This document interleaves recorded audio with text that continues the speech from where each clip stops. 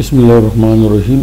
अजीज़ तलबा अस्सलाम वालेकुम। यहाँ स्लाइड पे सिस्टम ऑफ लीनियर इक्वेशन है, इसको हमने हल करना है। इसको हल करने के लिए हम मुख्तलिफ मेथड यूज़ कर सकते हैं। यहाँ पे हमने लिखा है we can solve the system of equations either by Gauss elimination method. Gauss elimination method जिसको हम गॉसियन एलिमिनेशन मेथड भी कहते हैं, इसमें हम एकलन फॉर्म यूज़ करते हैं। इस मेथड के अलावा we can apply Gauss Jordan elimination method, इसको हम गॉसियन जॉर्डन एलिमिनेशन मेथड कहते हैं। इसमें हम रिड्यूस एकलन फॉर्म यूज करते हैं। एक और मेथड है इन्वर्जन मेथड, जिसमें हम इसी सिस्टम को x इक्वल टू b में चेंज करते हैं और x equal to a inverse b use करते हैं और इस तरह हल करते हैं। पिछले एग्जांपल में हमने ax equal to b use किया है। अब वो इसी स्लाइड में हम गॉस एलिमिनेशन मेथड यानी एकलन फॉर्म की मदद से इसको हल करते हैं। तो इसी सिस्टम के लिए ऑगमेंटेड मैट्रिक्स ये है। यहाँ पे 7 2 1 21 इसको इस तरह हमने लिखा। फिर यहाँ पे 0x से हमने 0 लिया,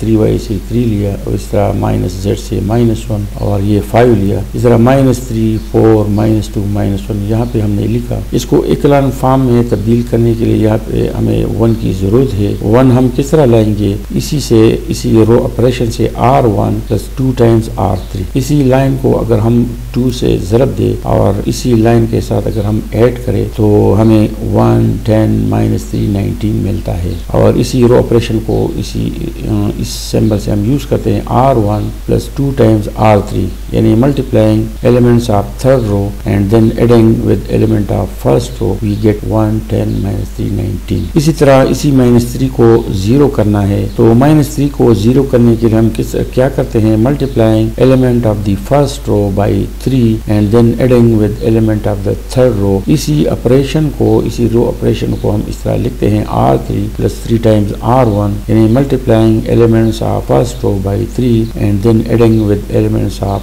थर्ड रो। तो हमें क्या मिलता है, यहाँ पे अगर हम 3 से ज़रब दे तो 3 और -3 ये 0 बनता है। इस तरह 3 × 10 30 30 और 4 ये 34 बनता है और इस तरह ये कैलकुलेशन हमें मिलती है। अब यहाँ पे 3 है, इसी 3 को हमने 1 बनाना है। अब इसको 1 बनाने के लिए या तो हम इसी रो को 1/3 से मल्टीप्लाई करते हैं। To make this 3 1 either we have to multiply the second row by 1/3 और we have to use some other method. तो हम यानी 1/3 से मल्टीप्लाई नहीं करते हैं, हम ये ऑपरेशन यूज करते हैं r3 - 11 टाइम्स r2। इसी लाइन को हम 11 से ज़रब देंगे और थर्ड रो के साथ ऐड करेंगे तो हमें ये मिलता है। यहाँ पे 11 3 33 तो ये -33 हो गया। 11 3 33 -33 जमा 34 तो ये 1 आ गया। इस तरह ये है 11 और -11, ये दोनों आपस में जब हम ऐड करते हैं यानी यहाँ पे -11 है और यहाँ पे -1 है तो ये 11 है, इसके साथ जब ऐड होगा तो ये 0 बनता है। यहाँ पे है 11 5 55 तो -55 है, यहाँ +56 है तो ये हमारे पास क्या है 11 5 55 तो ये 55 है, ये 56 है।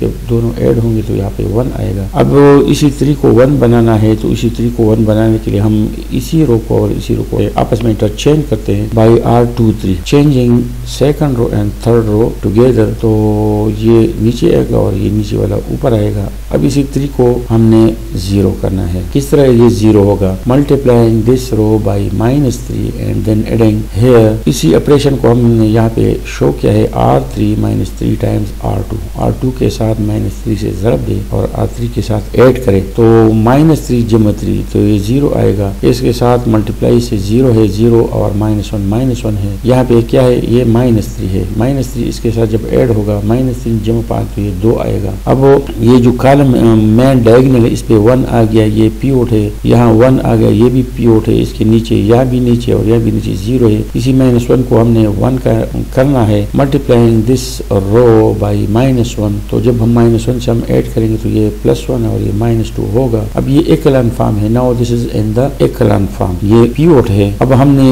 इसी एकलन फॉर्म को इक्वेशन के फॉर्म में लिखना है। जिस तरह इन इक्वेशंस को हमने इस तरह लिखा है। अब इसी एकलन फॉर्म से हमने इक्वेशन को दोबारा लिखना है। तो अब हम देखते हैं, ये फर्स्ट रो से हमें ये इक्वेशन मिला, सेकंड रो से ये है, थर्ड रो से ये है। आप देख ले, यहाँ पे हम लिखेंगे x plus 10y minus 3z is equal to 19। यहाँ पे है 0x जो हम नहीं लिखते हैं, plus 1y plus 0z is equal to 1। तो यहाँ से हमें मिलता है y इज इक्वल टू 1। यहाँ पे हमें मिलता है 0x जो हम नहीं लिखते हैं, प्लस 0y इसको भी हम नहीं लिखते हैं, plus 1z is equal to minus 2। तो यहाँ पे y इज इक्वल टू 1 मिलता है, यहाँ पे z is equal to minus 2 मिलता है। इन दोनों वैल्यूज को इसी रो के इक्वेशन में हम पुट करते हैं, यहाँ पे ये है। तो इन दोनों वैल्यूज को जब हम यहाँ पे सब्स्टिट्यूट करते हैं तो ये है 10 और ये दोनों 6 है तो 16 है। 16 जब हम यहाँ ट्रांसपोज करते हैं 3 आता है। तो x की वैल्यू 3 है, y की वैल्यू 1 है, z की वैल्यू माइनस 2 है। अब ये सिस्टम ऑफ इक्वेशन है। जब इन वैल्यूज को हम पुट करते हैं यहाँ पे यहाँ पे यहाँ पे, तो ये हमें ट्रू रिजल्ट देता है। यानी यहाँ पे कैलकुलेशन से 21, यहाँ पे 5 मिलता है, यहाँ पे -1 मिलता है। तो ये तीनों वैल्यू क्या है, दीज आर दी ट्रू और करेक्ट सोल्यूशन। और इसी एग्जांपल से पहला हमने एक एग्जांपल